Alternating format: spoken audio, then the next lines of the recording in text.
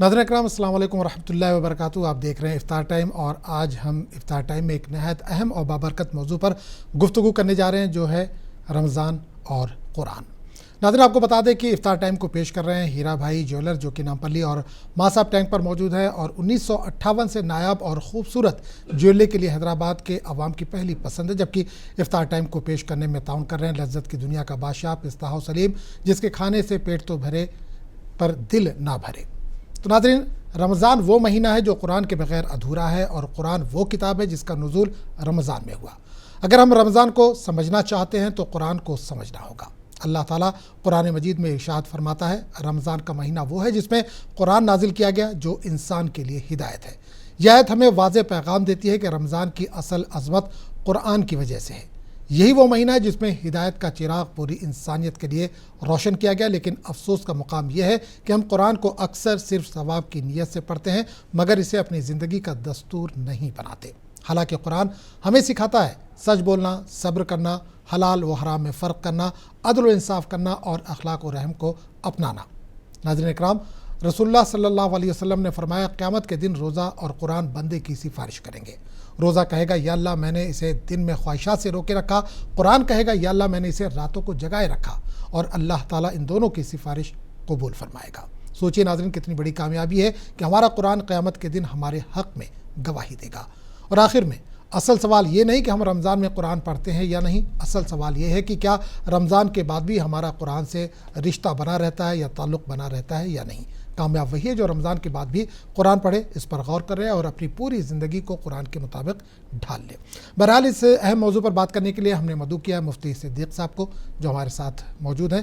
صدیق صاحب، بہت بہت استقبال آپ کا۔ السلام علیکم ورحمۃ اللہ وبرکاتہ۔ وعلیکم السلام ورحمۃ اللہ وبرکاتہ۔ ناظرین، مفتی صدیق صاحب اگلے 1 گھنٹے تک ہمارے ساتھ موجود رہیں گے۔ آج کا جو ہمارا افطار ٹائم کا عنوان ہے وہ ہے رمضان اور قرآن۔ اس تعلق سے اگر آپ کے ذہن میں کوئی بھی سوال ہے تو بلا جھجک آپ کال کر سکتے ہیں۔ نمبر لگاتار ٹی وی اسکرین پر موجود ہے، نمبر نوٹ کر کے آپ سوالات کے ساتھ تیار رہیے۔ تھوڑی دیر میں انشاءاللہ کالرز کو شامل کریں گے۔ آگے بڑھنے سے پہلے ایک چیز آپ کو بتا دیں کہ جب بھی آپ کال کریں، برائے کرم سوال کرتے وقت ٹی وی سے تھوڑا سا دور ہو کر بات کیا کریں، تاکہ جو بھی آپ سوال کر رہے ہیں وہ بہتر ڈھنگ سے ہم تک پہنچ سکے اور مفتی صاحب اس کا پھر جواب دے سکیں۔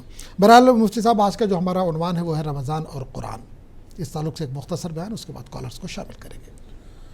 الحمدللہ رب العالمین، والصلاة والسلام علی سید الانبیاء واشرف المرسلین وعلى آلہ الطیبین الطاہرین واصحابہ الاکرمین الافضلین وعلى من احبهم وتبعهم بإحسان اجمعین الى یوم الدین، اما بعد، فقد قال اللہ تبارک وتعالی فی القرآن المجید والفرقان الحمید، اعوذ باللہ من الشیطان الرجیم، بسم اللہ الرحمن الرحیم، شہر رمضان الذی انزل فیہ القرآن هدى للناس وبينات من الهدى والفرقان، وقال تعالى في مقام آخر، بسم الله الرحمن الرحيم، إنا أنزلناه في ليلة القدر، صدق الله العظيم، وقال تعالى في شأن حبيبه صلى الله عليه وآله وسلم إجلالا وإكراما، بسم الله الرحمن الرحيم، إن الله وملائكته يصلون على النبي يا أيها الذين آمنوا صلوا عليه وسلموا تسليما، اللهم صل على سيدنا ومولانا محمد وعلى آله وصحبه افضل صلواتك وعدد معلوماتك وبارك وسلم۔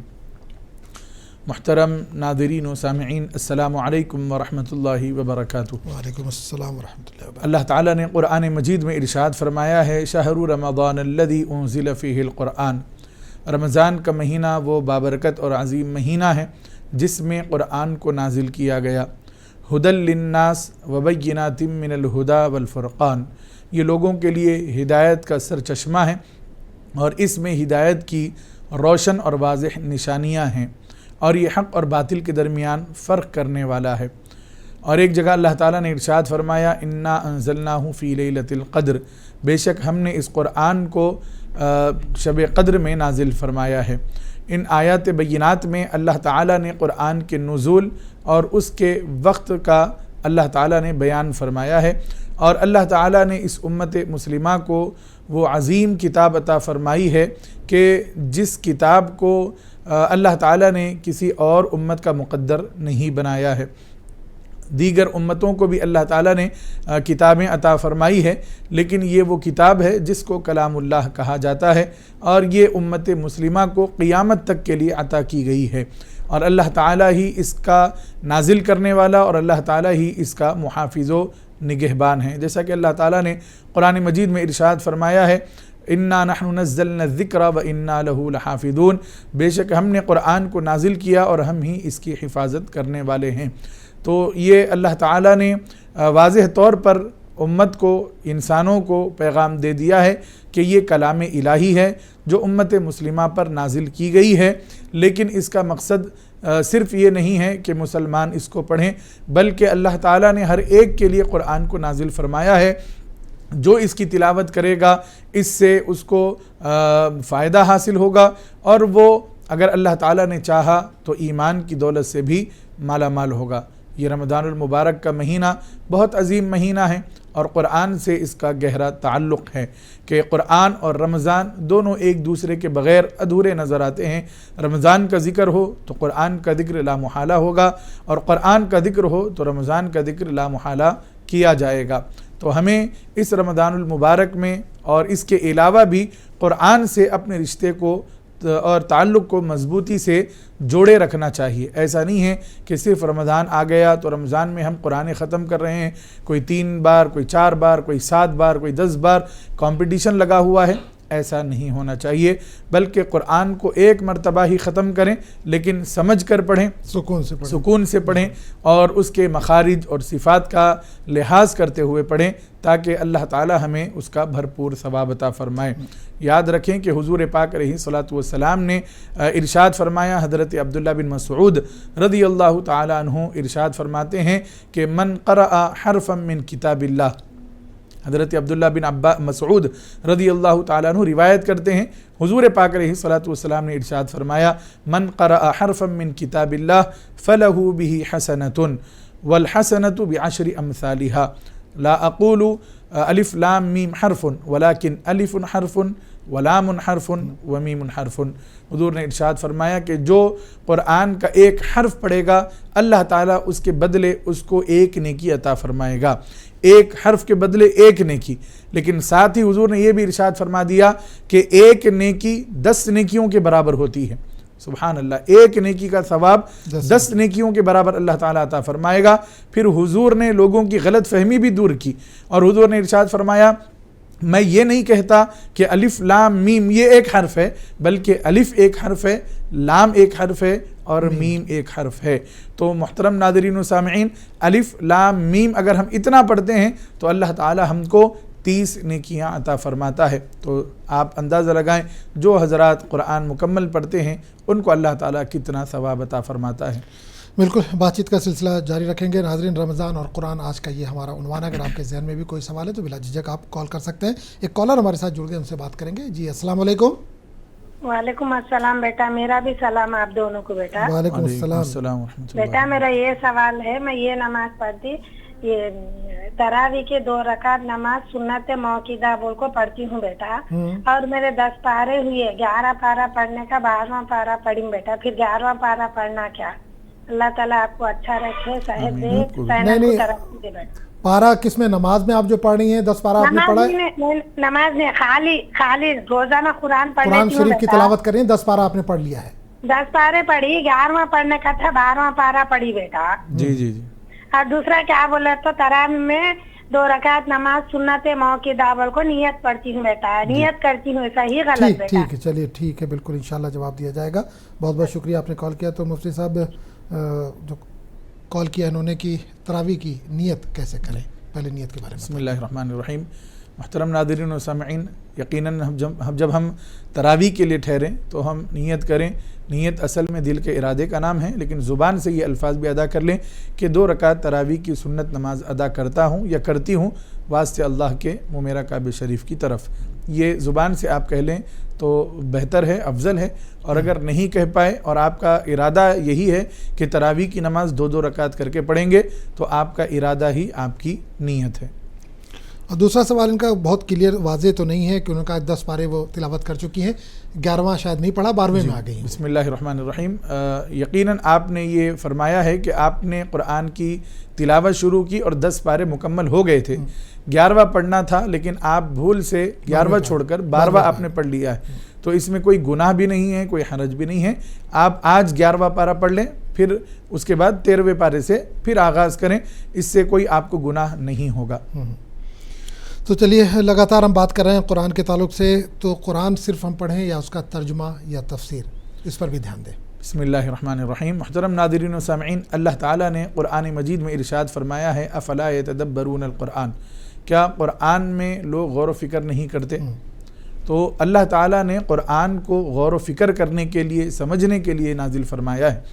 تلاوت کا تو ثواب ہم کو ملے گا ہی ملے گا، لیکن تلاوت کا ثواب دو بالا اس وقت ہوگا جب ہم اس کو سمجھ کر پڑھیں گے۔ ہمارے پاس یہ دیکھنے میں آتا ہے کہ ہمارے گھر کی خواتین ہو یا بعض مرد حضرات جن کو قرآن پڑھنے کا رمضان میں بہت شوق ہوتا ہے ماشاءاللہ، تو وہ تلاوت پہ تلاوت کرتے چلے جاتے ہیں، تلاوت پہ تلاوت کرتے چلے جاتے ہیں، کوئی 7 مرتبہ کوئی 10 مرتبہ قرآن کی تلاوت مکمل کر رہے ہیں۔ تو ہمارا یہ مشورہ ہے ہمارے ناظرین کو، یہ اچھی بات ہے کہ آپ زیادہ سے زیادہ قرآن مکمل کریں، لیکن ایک زندگی میں ایسا موقع بھی تو آئے کہ ہم جس قرآن کو بار بار پڑھ رہے ہیں اس میں اللہ کیا کہہ رہا ہے اس کو سمجھیں بھی، عملی زندگی میں بھی نافذ کریں۔ جی ہاں، تو قرآن کو پڑھیں، قرآن کو سمجھیں، قرآن کا صحیح ترجمہ اور صحیح تفسیر پڑھیں اور اس کے مطابق اپنی زندگی میں اس کو نافذ کریں۔ اور حضور پاک علیہ الصلاۃ والسلام نے ہمارے لیے ارشاد فرمایا ہے کہ جو بندہ بغیر سمجھے قرآن پڑھتا ہے تو اس کو صرف تلاوت کا ثواب ملے گا۔ تو ہمیں تلاوت کے ساتھ ساتھ سمجھنے کا بھی ثواب حاصل کرنا ہے، تو ہمیں قرآن کو صحیح ترجمے کے ساتھ اور صحیح تفسیر کے ساتھ، یعنی ہم آپ کو مشورہ دیں گے کسی معتبر سنی عالم دین کا اگر آپ ترجمہ اور تفسیر پڑھیں تو یہ آپ کے لیے زیادہ بہتر ہوگا۔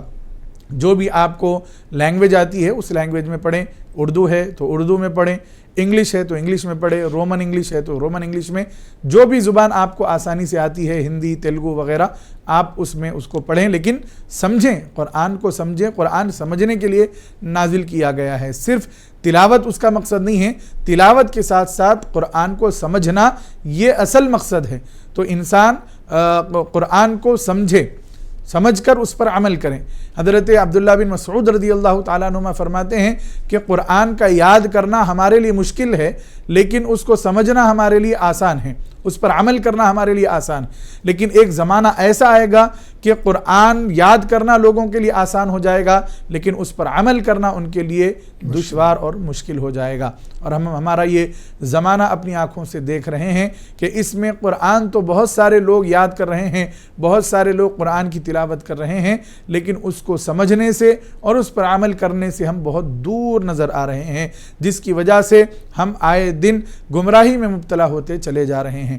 اللہ تعالیٰ نے کلام مجید اس لیے عطا فرمایا ہے کہ ہم قرآن کو پڑھیں، سمجھیں اور پھر اس کے مطابق زندگی گزاریں۔ جب بندہ قرآن و حدیث پڑھتا ہے، اللہ اور اس کے رسول کے بتائے ہوئے راستے پر چلتا ہے، تو وہ زندگی میں بھی کامیاب ہوتا ہے اور آخرت میں بھی کامیاب ہو جائے گا۔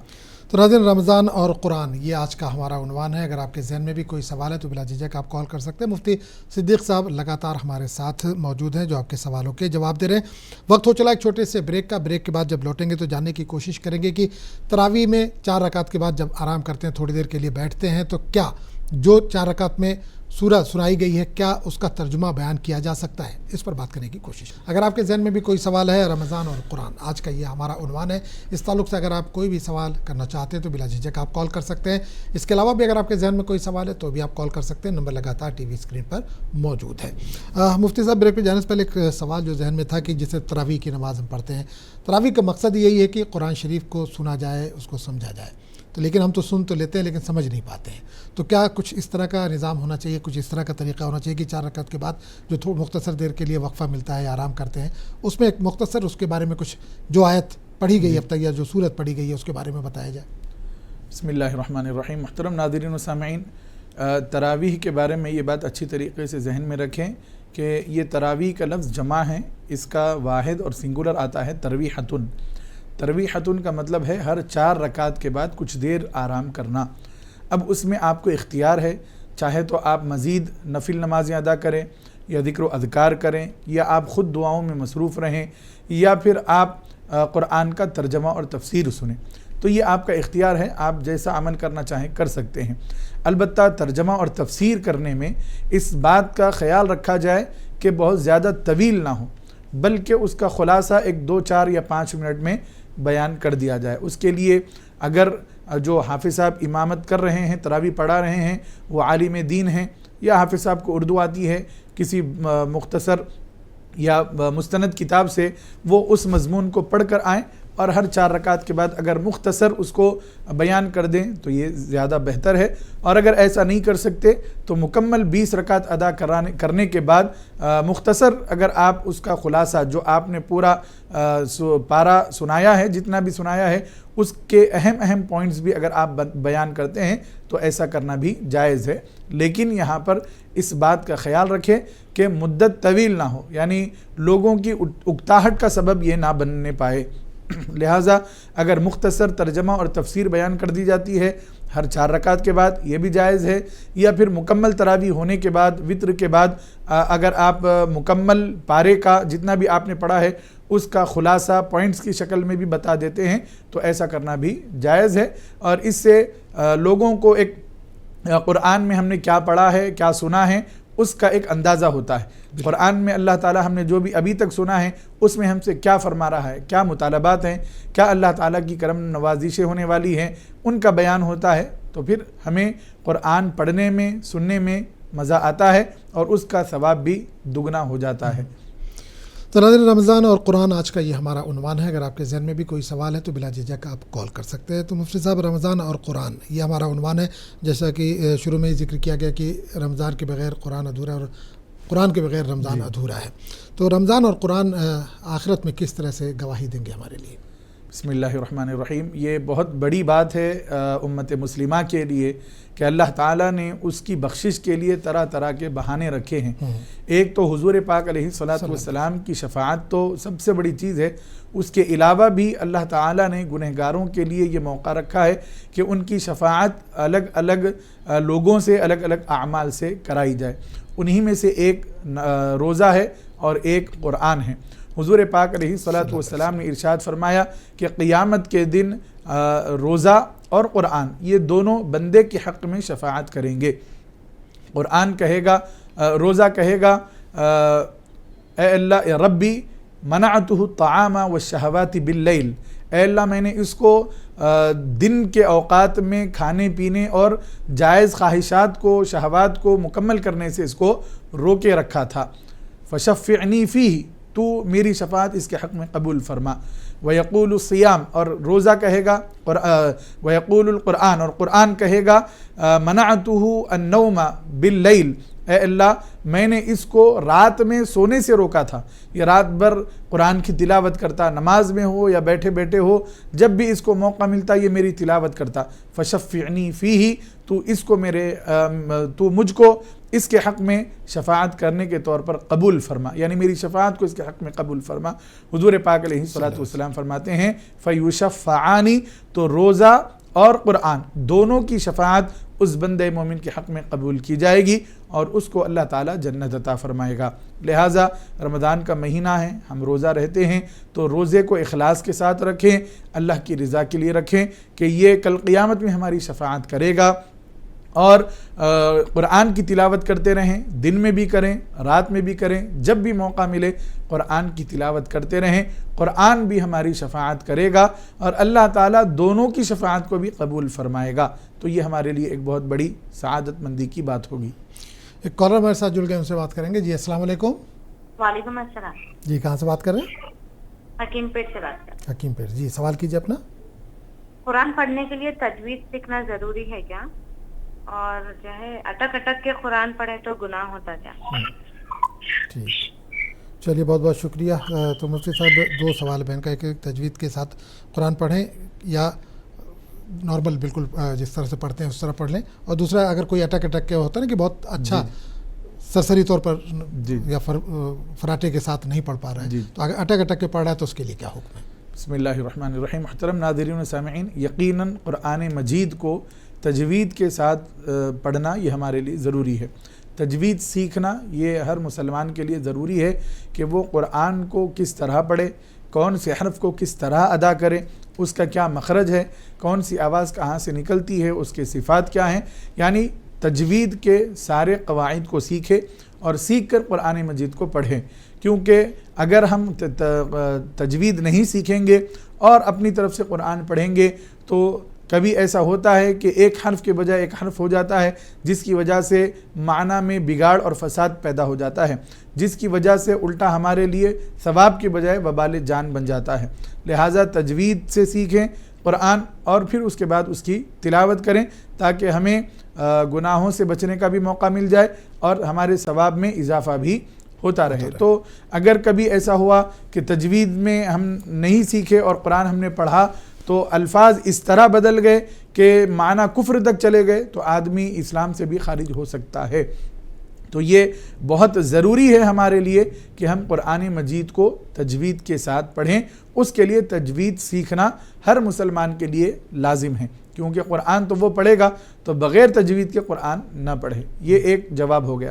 دوسرا جواب، جو حضرات قرآن اٹک اٹک کر تلاوت کرتے ہیں، تو یہ جو قرآن اٹک اٹک کر تلاوت کر رہے ہیں، حضور پاک علیہ الصلوۃ والسلام نے ارشاد فرمایا کہ جو ماہر قرآن ہوتا ہے، یعنی قرآن کا ماہر ہوتا ہے، جس کو قرآن اچھی طریقے سے تجوید کے ساتھ پڑھنے آتا ہے، تو وہ مقرب فرشتوں کے ساتھ، بزرگ فرشتوں کے ساتھ کل قیامت میں ہوگا۔ ساتھ ہی حضور نے یہ بھی ارشاد فرمایا، اور جو قرآن پڑھتا ہے وَيَتَتَعْتَعْ اور اٹک اٹک کر پڑھتا ہے فَلَهُ أَجْرَانِ، تو حضور پاک علیہ الصلوۃ والسلام فرماتے ہیں کہ اس کو اللہ تعالیٰ 2 اجر عطا فرماتا ہے، ایک قرآن پڑھنے کا، دوسرا قرآن پڑھتے ہوئے کوشش کرنے کا۔ تو اس کا یہ مطلب ہرگز نہیں ہے اٹک اٹک کر پڑھنے کا مطلب کہ آپ تجوید سے نہ پڑھیں، بلکہ تجوید سے پڑھنا الگ بات ہے اور اٹک اٹک کر پڑھنا الگ بات ہے۔ تجوید آپ کو آتی ہو اور قرآن اگر اٹک اٹک کر پڑھ رہے ہوں تو اللہ تعالیٰ آپ کو ثواب عطا فرمائے گا۔ آپ نے بالکل ہی تجوید نہیں سیکھی ہے اور جب قرآن پڑھ رہے ہیں تو ایک معنی جا کر دوسرا معنی ہو جا رہا ہے تو اس سے ثواب نہیں ملتا بلکہ گناہ ہوتا ہے۔ اس کو اچھی طریقے سے ذہن میں رکھیں اور تجوید سیکھیں، اور سیکھنے کے لیے کوئی عمر کی قید نہیں ہے۔ صحابہ کرام رضوان اللہ تعالی علیہم اجمعین نے بڑی بڑی عمروں میں ایمان لایا اور قرآن کو انہوں نے سیکھا، قرآن کو پڑھتے تھے، قرآن کو جتنا نازل کیا گیا، جتنا ان کو سنایا گیا اس پر مکمل عمل کرتے تھے۔ تو قرآن بھی سیکھتے تھے اور اس پر عمل بھی کرتے تھے، لہٰذا ہمیں بھی قرآن سیکھنا ہے، اس پر عمل کرنا ہے۔ اس کے لیے تجوید ہمارے لیے بہت ضروری ہے، کیونکہ تجوید کا اگر ہم لحاظ نہیں رکھیں گے اور ایک حرف کے بجائے ایک حرف نکل جائے گا تو پھر ہم گناہ کا ہمارے لیے باعث ہوگا، اور کبھی حالات ایسے ہو جاتے ہیں کہ رمضان اور قرآن، یہ آج کا ہمارا عنوان ہے۔ اس تعلق سے اگر آپ کے ذہن میں کوئی بھی سوال ہے تو بلا جھجک آپ کال کر سکتے ہیں، نمبر لگاتار ٹی وی اسکرین پر موجود ہے۔ مفتی صاحب، رمضان اور قرآن کے تعلق سے ہم بات کر رہے ہیں۔ رمضان میں ظاہر سی بات ہے قرآن کی اہمیت ہمارے درمیان بڑھ جاتی ہے، تراویح بھی پڑھتے ہیں، تہجد بھی پڑھتے ہیں، تلاوت بھی کرتے ہیں، لیکن جیسے رمضان ختم ہوتا ہے جزدان میں لپیٹتے ہیں، پھر الماری میں وہ چلا جاتا ہے، یہ کتنا درست ہے؟ بسم اللہ الرحمن الرحیم۔ محترم ناظرین و سامعین، یہ انتہائی افسوسناک بات ہے اور قرآن سے غفلت ہے اور اللہ تعالیٰ کی رحمت سے دوری کا سبب ہے۔ ایسا عمل ہرگز نہیں کرنا چاہیے۔ جس طرح ہم قرآن کو رمضان میں پڑھ رہے ہیں ایسے ہی غیر رمضان میں بھی اس کی تلاوت جاری رکھیں۔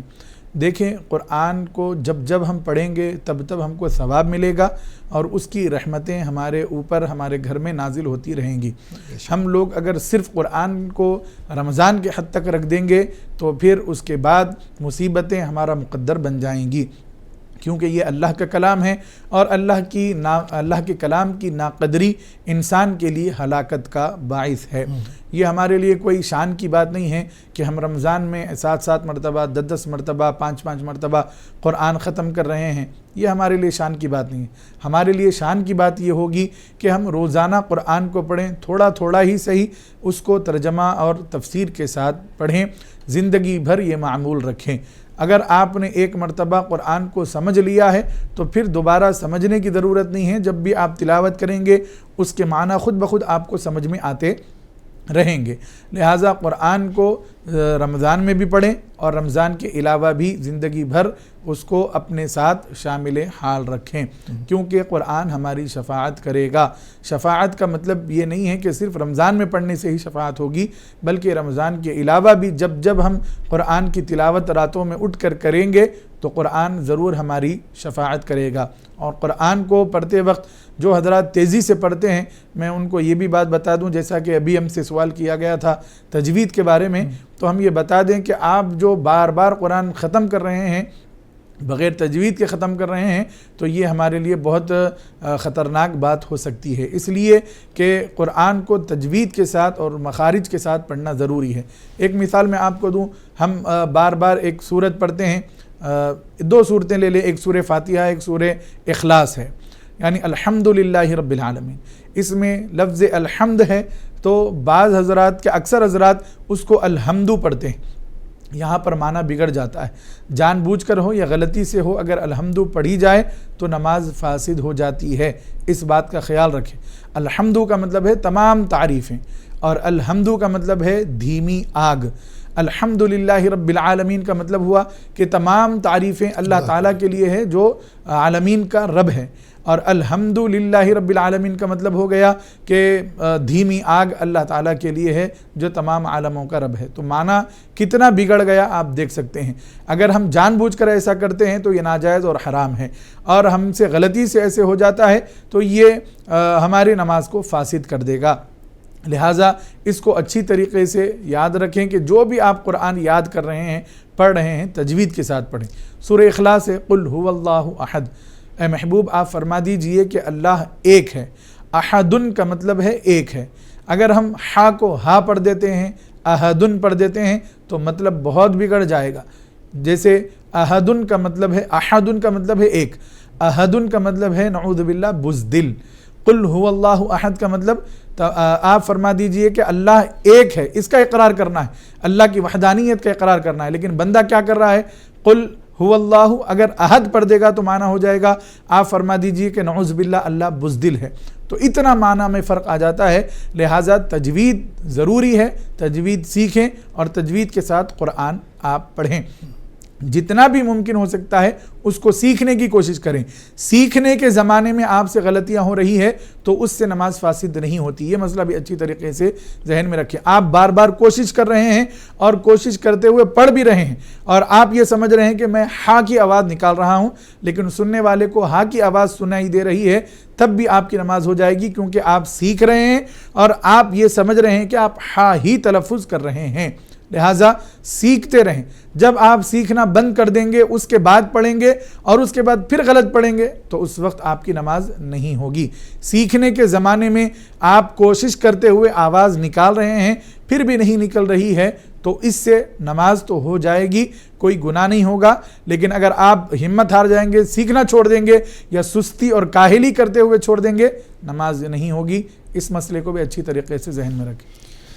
چھوٹے بچوں کے تعلق سے ہم بات کریں، اگر تو رمضان میں ہم تو قرآن پڑھتے ہیں یا گھر والے جو ہیں سب لوگ پڑھتے ہیں، لیکن بچوں کے لیے جو ہم نے حافظ رکھ رکھا ہے، رمضان میں عام طور سے دیکھا گیا کیونکہ تراویح وغیرہ پڑھانی رہتی ہے تو رمضان کے مہینے میں ایک مہینے وہ لوگ نہیں آتے ہیں گھروں کو، کم آتے ہیں، تو بچوں کو رمضان میں کس طرح سے مائل کریں قرآن کی طرف؟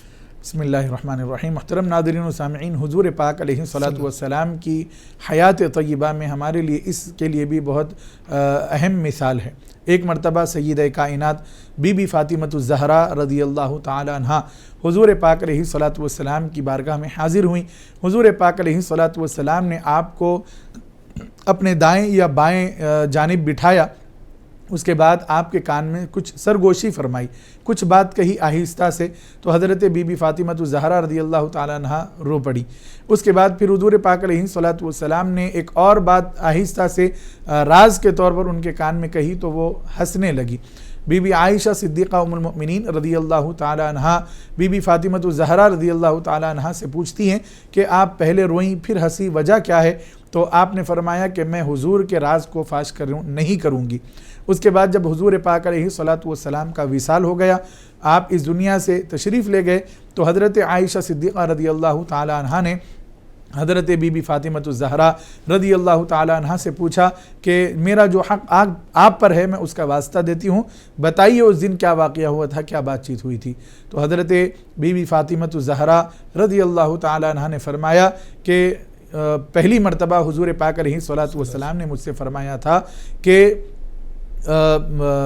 ہر سال جبرائیل علیہ السلام میرے پاس آتے ہیں اور قرآن کا دور کرتے ہیں، اور اس سال وہ آئے تو میرے ساتھ قرآن کے 2 دور انہوں نے کیے ہیں، تو مجھے اس بات کا یقین ہو گیا ہے کہ میرا وصال ہو جائے گا اور مجھے پھر رمضان یعنی آنے والا نہیں ہے۔ تو حضور پاک علیہ الصلوۃ والسلام کے ساتھ حضرت جبرائیل علیہ السلام نے 2 مرتبہ قرآن کا دور کر لیا۔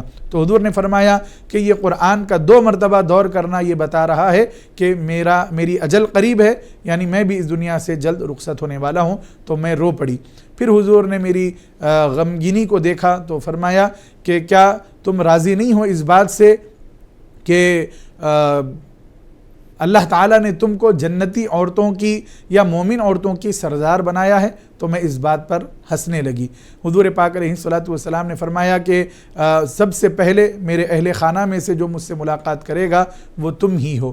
تو حضرت بی بی فاطمۃ الزہرا رضی اللہ تعالیٰ عنہ اس پر رونے لگی۔ پھر حضور نے جب فرمایا کہ جنت کی عورتوں کی سردار تم ہو تو اس پر میں ہنسنے لگی۔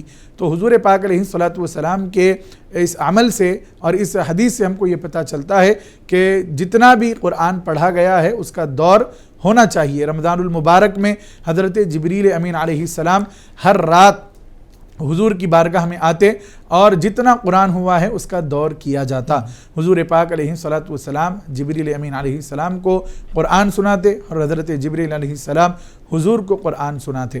تو اس سے ہم کو یہ پتہ چلتا ہے کہ اگر ہمارے گھروں میں حافظ صاحب جو پڑھانے کے لیے آتے ہیں بچوں کو، وہ اگر رمضان بھر تراویح کی مصروفیت کی وجہ سے نہ آ سکے تو یہ ان کے گھر والوں کی ذمہ داری ہے کہ بچہ جتنا پڑھ چکا ہے اس کا روزانہ اعادہ کیا جائے، روزانہ اس کا دور کیا جائے، تاکہ بچہ استاد نہ آنے کی وجہ سے غفلت میں پڑھ کر پیچھے کی چیزیں نہ بھول جائے۔ لہٰذا اپنے بچوں کو استاذ کی غیر موجودگی میں جو سبق انہوں نے اب تک پڑھا ہے شروع سے لے کر آخر تک اس کا اعادہ کروایا جائے، اس کو بار بار پڑھایا جائے تاکہ ان کو وہ محفوظ بھی رہے، اور جو بار بار وہ پڑھیں گے تو وہ بھی ثواب کے مستحق ہوتے رہیں گے۔ والدین جب بیٹھے پڑھنے کے لیے تو بچوں کو بھی ساتھ میں لیں تو زیادہ بہتر ہے۔ جی ہاں بالکل، کیونکہ بچے جب ماں باپ کے ساتھ ہوتے ہیں تو ماں باپ نیکی کر رہے ہوں تو وہ نیکی کی طرف مائل ہوتے ہیں۔ لہٰذا جب بھی ماں باپ قرآن پڑھ رہے ہوں بچوں کو ساتھ میں لیں، ان کو قرآن وہ جہاں تک عربی وغیرہ پڑھے ہیں وہ ان کا سنیں، ان کو پڑھائیں، اور خود بھی قرآن پڑھیں، بچوں کو سامنے بٹھا کر ان کو بھی قرآن سنائیں تاکہ آپ کو قرآن پڑھنے کا اور ان کو سننے کا ثواب ملے۔ اچھا، ایک سوال یہاں پر اور ذہن میں آ رہا ہے کہ کوئی حافظ ہے تو ظاہر سی بات ہے اس کو پورا قرآن شریف ازبر ہے تو وہ تو پڑھ سکتا ہے ایسے ہی، لیکن اس کے باوجود کیا قرآن شریف دیکھ کر سامنے رکھ کر پڑھنا زیادہ بہتر ہے؟ بسم اللہ الرحمن الرحیم۔ محترم ناظرین و سامعین، یقیناً قرآن مجید کو دیکھ کر پڑھنے کا ثواب زیادہ ہے۔ جو حافظ قرآن ہیں ان کو تو قرآن یاد ہوگا، وہ چلتے پھرتے اٹھتے بیٹھتے پڑھنا چاہیں تو پڑھ سکتے ہیں اور ان کو اس کا ثواب بھی ملے گا، لیکن زیادہ افضل اور بہتر طریقہ یہ ہے کہ وہ قرآن کو دیکھ کر پڑھیں، وہ ہوں یا کوئی عام انسان ہو وہ بھی قرآن کو دیکھ کر پڑھیں۔ کیوں؟ اس لیے کہ ایک تو قرآن پڑھنے کا بھی ثواب ملے گا، دوسرا قرآن کو دیکھنے کا بھی ثواب مقرر ہے شریعت میں، تو وہ بھی ثواب ہم کو عطا کیا جائے گا۔ لہٰذا قرآن کو ہمیشہ دیکھ کر پڑھتے رہیں تاکہ ہمیں دگنا ثواب ملتا رہے۔ ہاں، اگر آپ کہیں باہر جا رہے ہیں اور قرآن آپ کے ساتھ نہیں ہے اور موبائل میں بھی آپ کے پاس قرآن کا اپلیکیشن نہیں ہے، قرآن PDF کی شکل میں بھی نہیں ہے، تو پھر آپ کو جتنا قرآن یاد ہے وہ آپ پڑھیں، اس میں کوئی حرج نہیں ہے۔ اچھا، ڈیجیٹل دور کا آپ نے ذکر کیا، فی الحال موجودہ دور میں لوگ موبائل میں زیادہ استعمال کرتے ہیں اور اکثر یہ ہوتا ہے کہ ہم کسی قاری کی آواز میں لگا لیتے ہیں قرآن شریف کی صورتیں اور سنتے بھی رہتے ہیں ساتھ میں پڑھتے بھی رہتے ہیں، کیا یہ بہتر ہے؟ بسم اللہ الرحمن الرحیم۔ محترم ناظرین و سامعین، جب ہم قرآن سنیں تو قرآن کا حکم ہے وَإِذَا قُرِئَ الْقُرْآنُ فَاسْتَمِعُوا لَهُ، جب قرآن پڑھا جائے تو اس کے لیے غور سے سنو، वअनसितू, और ख़ामोश रहो, लअल्लकुम तुरहमून, ताकि तुम पर रहमतें नाजिल हों। तो जब कुरान पढ़ा जाए तो खामोश रहने का हुक्म है और गौर से सुनने का हुक्म है। हाँ, अगर आप कुरान को याद करना चाहते हैं तो एक एक आयत सुनते रहें, उसको रिपीट करते रहें, इस तरह अगर करना चाहें तो कर सकते हैं। और अगर सिर्फ कुरान आप सुनना चाहते हैं और कुरान जब पढ़ा जा रहा है तो आपको कुछ आयतें याद हैं, वो आप गुनगुना रहे हैं, तो कर सकते हैं, लेकिन ज़्यादा बेहतर तरीक़ा यही है कि आप खामोशी के साथ कुरान को सुनें। अगर आप याद करना चाहते हैं तो इसकी इजाज़त है आपको कि आप सुनते हुए भी कुरान को पढ़ सकते हैं। एक है सिर्फ कुरान को सुनना, दूसरा है कुरान को सीखना। तो सिर्फ कुरान को सुनना है तो खामोशी के साथ गौर से सुनकर कुरान को सुनना चाहिए ताकि अल्लाह की रहमतें नाजिल हों। और अगर आप सीखना चाहते हैं तो कुरान को सुनते हुए वैसे ही दोहराना चाहते हैं तो ये काम भी आप कर सकते हैं, लेकिन इसमें आपको दुश्वारी होगी क्योंकि कारी अलग तरीक़े से पढ़ते हैं और हम अलग तरीक़े से पढ़ते हैं। तो उसके लिए उलमा इकराम ने बेहतर तरीक़ा ये बताया है, एक आयत सुने और उसको रिपीट करते रहें, एक आयत सुने उसको रिपीट करते रहें। इस तरह अगर करेंगे तो ये ज़्यादा बेहतर होगा। तो नाज़रीन, वक्त हो चला है ब्रेक का। रमज़ान और कुरान आज का ये हमारा उन्वान है। अगर आपके ज़हन में भी कोई सवाल है तो बिला झिझक आप कॉल कर सकते हैं। अगर आपके ज़हन में इस ताल्लुक़ से कोई भी सवाल है तो बिला झिझक आप कॉल कर सकते हैं। नंबर लगातार टीवी स्क्रीन पर मौजूद है। उन्वान से हट के भी अगर आप कुछ जानना चाहते हैं कुरान और सुन्नत की रोशनी में उसका हाल, तो भी आप कॉल कर सकते हैं। मुफ्ती साहब, रमज़ान और कुरान के ताल्लुक़ से बात करें, ख़ासकर हमने देखा रमज़ान में ख़वातीन किचन का काम जो कर रही होती है, इफ्तार के टाइम ख़ासकर कुरान शरीफ लगा देती हैं, टीवी पे तिलावत चलती रहती है और वो काम करती रहती हैं। इस बीच में किसी की कॉल आ गई, कॉल भी रिसीव कर लिया और टीवी फिर भी चल रहा है, क़िरात चल रही है उसमें, तो क्या ये बेहतर है? बिस्मिल्लाहिर्रहमानिर्रहीम। मुहतरम नाज़रीन व सामईन, अभी हमने आपको ब्रेक पर जाने से पहले कुरान की आयत सुनाई है कि अल्लाह ताला ने इरशाद फरमाया, व इज़ा क़ुरिअल क़ुरआनु फ़स्तमिऊ लहू व अनसितू लअल्लकुम तुरहमून। जब कुरान की तिलावत की जाए तो तुम खामोश रहो और गौर से सुनो, और ताकि तुम पर रहमतें नाजिल हों, तुम पर रहम किया जाए।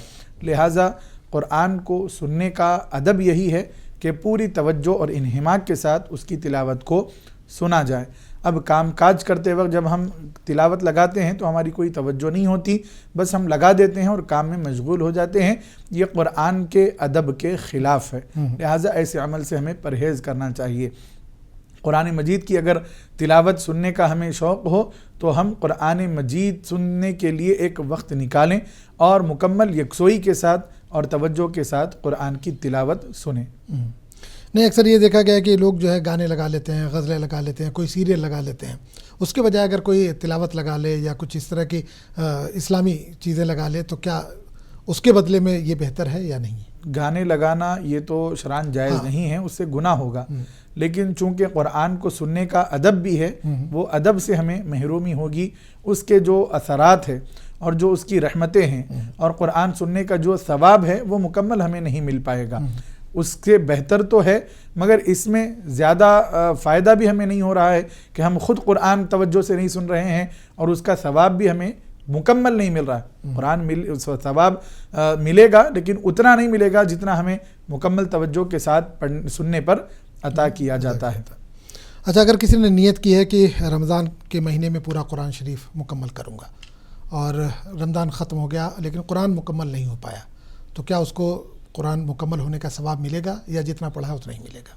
बिस्मिल्लाहिर्रहमानिर्रहीम। अल्लाह के हबीब सल्लल्लाहु तआला अलैहि व आलिहि वसल्लम ने इरशाद फरमाया, इन्नमल अअमालु बिन्नियात, अमाल का दारो मदार नीयतों पर है। इस हदीस की बिना पर उलमा इकराम ने ये बात बयान फरमाई है कि जब बंदा किसी नेकी का इरादा करता है तो अल्लाह ताला उसको सवाब अता फरमाता है। किसी का पुख्ता इरादा है कि वो रमज़ान भर में कुरान मुकम्मल कर लेगा, लेकिन कोशिश के बावजूद भी अगर कुरान मुकम्मल नहीं हो पाया है तो मायूस ना हो, अल्लाह ताला ज़रूर मुकम्मल कुरान का सवाब अता फरमाएगा। ये नीयत है जो हमारी खालिस रखनी चाहिए हमें, और हमें पूरी कोशिश करनी चाहिए। ऐसा नहीं है कि हमने शुरू रमज़ान में इरादा कर लिया कि इस रमज़ान में मैं कुरान ख़त्म करूँगा, लेकिन उसके लिए कोई तवज्जो नहीं है, हम अपने कामों में मसरूफ़ हैं, कोई वक्त भी नहीं निकाल रहे हैं, तो इससे तो सवाब नहीं मिलेगा। जब आप नियत कर लिए हैं, कोशिश करिए, पुख्ता इरादा कर लिए हैं, तो उसके लिए कोशिश भी करना आपकी ज़िम्मेदारी है। आप पूरी कोशिश कर रहे हैं, वक्त भी निकाल रहे हैं, जितना भी मुयस्सर आया वक्त, कभी 1 पारा, कभी 1.25 पारा, कभी 1.5 पारा, کبھی آدھا پارہ کبھی پو پارہ، جتنا بھی آپ کو موقع مل رہا ہے، بزی شیڈیول کی وجہ سے بھی آپ اس وقت کو نکال کر قرآن کی تلاوت کر رہے ہیں۔ ایسے حالات میں بھی اگر رمضان کا وقت مکمل ہو جاتا ہے، رمضان کا مہینہ ختم ہو جاتا ہے، اللہ تعالیٰ کی ذات سے امید رکھیں کہ اللہ تعالیٰ آپ کی کوشش اور خالص نیت کی برکت سے آپ کو مکمل قرآن کا ثواب عطا فرمائے گا۔ اچھا، دعا کیا مانگے؟ ہوتا ہے کہ ہم نے جیسے نیت کیا کہ پورا قرآن شریف رمضان میں ہم مکمل کریں گے، روزانہ ہم نے ایک پارہ پڑھا، تو ایک پارہ ہم نے مکمل کر لیا تو کیا دعا مانگے؟ اور جب پورا مکمل قرآن شریف ہم نے کر لیا تو کیا کچھ خاص دعا مانگے اس کے بعد؟ بسم اللہ الرحمن الرحیم۔ محترم ناظرین و سامعین، یقیناً جب بھی ہم قرآن کی تلاوت کریں تو قرآن کی تلاوت کے بعد جتنا بھی ہم پڑھے ہیں تو اس کی تلاوت کے بعد آپ جو چاہیں آپ اللہ سے مانگ سکتے ہیں، اس میں کوئی خاص دعا نہیں ہے۔ البتہ جب قرآن مکمل ہو جائے گا، قرآن کی تلاوت مکمل ہو جائے گی، تو پھر آپ جو دعا مانگیں گے ختم قرآن کے وقت اللہ تعالیٰ وہ دعائیں قبول فرماتا ہے۔ تو اپنے لیے یا اپنے دوست احباب کے لیے بھی آپ دعائیں کر سکتے ہیں، اور ایک خاص دعا بھی ہے، وہ دعا یاد کر سکتے ہیں۔ قرآن کے آخر میں، یعنی جہاں پر سورہ ناس ختم ہوتا ہے، وہاں پر دعائے ختم قرآن کہہ کر ایک دعا لکھی جاتی ہے، وہ اگر یاد کر لیں تو بہتر ہے، اس کو بھی آپ پڑھیں۔ اس کے علاوہ جو دعائیں ہیں آپ پڑھ سکتے ہیں۔ یاد رکھیں، ختم قرآن کے وقت، یعنی قرآن مجید جب ہم مکمل کر لیتے ہیں تو مکمل کرنے کے بعد ہم جو دعائیں کرتے ہیں اللہ تعالی ہماری وہ جائز دعائیں قبول فرماتا ہے۔ تو وقت اب اختتام کی طرف بڑھ رہا ہے، آخر میں ناظرین کے لیے رمضان اور قرآن کا کیا پیغام ہے، اس پر ایک بیان کر دیجیے کچھ۔ بسم اللہ الرحمن الرحیم۔ محترم ناظرین و سامعین، قرآن مجید یہ ہمارے لیے ایک اللہ تعالیٰ کی طرف سے نعمت ہے۔ رمضان بھی ملا ہے، یہ بھی نعمت ہے۔ ہم روزے رکھ رہے ہیں، اس کا مقصد تقویٰ ہے، پرہیزگاری ہے، جیسا کہ اللہ تعالیٰ نے قرآن مجید میں ارشاد فرمایا ہے، ہم نے روزے فرض کیے ہیں تم پر جیسا کہ تم سے پہلے والوں پر فرض کیے تھے، لعلکم تتقون، تاکہ تم متقی ہو جاؤ، پرہیزگار ہو جاؤ، اللہ سے ڈرنے والے ہو جاؤ۔ جب قرآن کے بارے میں اللہ نے فرمایا تو فرمایا الف لام میم ذالک الکتاب لا ریب فیہ، یہ وہ کتاب ہے جس میں شک کی کوئی گنجائش نہیں ہے، ھدی للمتقین، یہ اللہ سے ڈرنے والوں کو ہدایت دینے والی ہے۔ تو روزہ بھی ہمیں متقی بناتا ہے، قرآن کی تلاوت بھی ہمیں متقی بناتی ہے، لہٰذا ہم کو چاہیے کہ ہم قرآن روزے بھی رکھیں تقوی اختیار کرنے کے لیے، اور قرآن کی تلاوت کریں متقی ہونے کے لیے۔ تو یہ دونوں چیزیں ہمیں دنیا میں بھی فائدہ دیں گی اور آخرت میں بھی ہمیں فائدہ دیں گی۔ اور قرآن مجید کے حقوق بھی بیان کیے گئے ہیں۔ قرآن مجید کے چند حقوق میں آپ کے سامنے بتا دوں جلدی۔